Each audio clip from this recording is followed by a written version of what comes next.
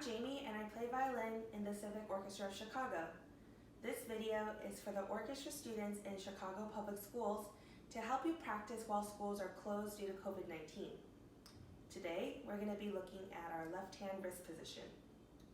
This is so important when you're playing the violin because if you don't have a good foundation and setup for your hands, you're going to run into a lot of problems later on, like tendinitis. And if you're not set up properly, you can even damage the other parts of your body, like your shoulders, your arms, and even your back, since they're all connected and they all affect each other in some way. I'm going to be demonstrating on a violin for this video, but all of these tips can be applied to a viola as well. Before we even begin talking about our left hand, let's go back and start from the very beginning and adjust our posture.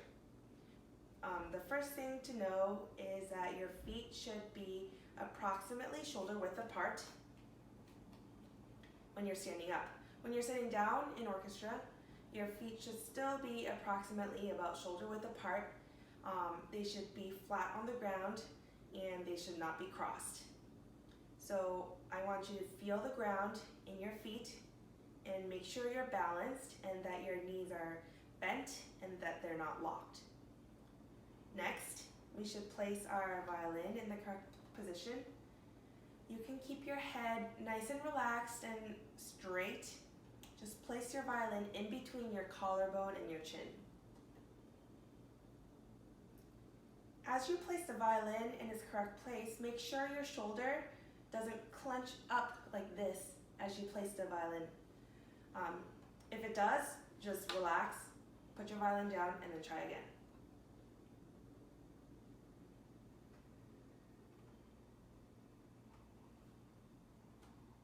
So once we've addressed the issue of posture, we can move on to left hand position. Your thumb should be behind the neck of the violin right here, relaxed and gently resting. You don't want to have your thumb all the way up on the fingerboard like this, or all the way down like this. You want to be right in the middle here. Then the next step is to figure out where your index finger goes. Your index finger and your thumb should be about the same level, mirroring each other. When you put the rest of the fingers down, just keep in mind that there should be kind of a backwards C shape with your hands. If you're double jointed like me, just be extra careful that your fingers don't collapse like this or lock like this when you put them down. Your fingers should face a little bit to the left, about 45 degrees. That doesn't mean face it completely to the left like this, and they shouldn't face completely towards you like this, but a little bit angled, kind of 45-degree angle here. You can use your wrist to help you with this angle. You can turn it like this to help you get the right angle. Once you have the hang of your hand position, you can start putting your fingers down one at a time. So let's place our first finger down. You want to mirror the thumb on the fingertip, angled in the correct way.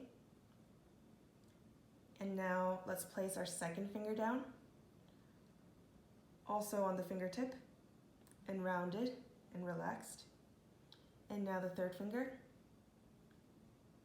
and the fourth. One more thing to talk about is the position of your wrist. We want our wrist to be neutral and straight right here. I always tell my students to not have what I call a pizza wrist, which means that you look like you're serving pizza when you're holding your violin. So, not like this. And then there's the other way, when you go too much in the other direction, like this. And this is bad too.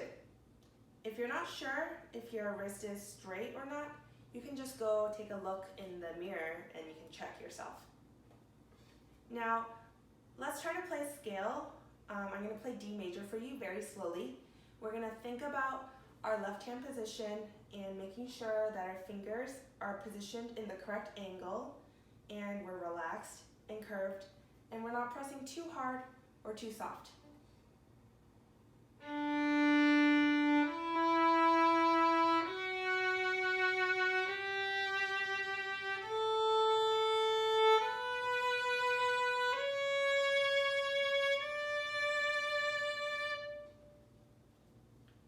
As always, I encourage you to record yourself on video when you practice, and you can even send it to your teacher for some extra feedback. All right, happy practicing, and I hope this lesson has been helpful.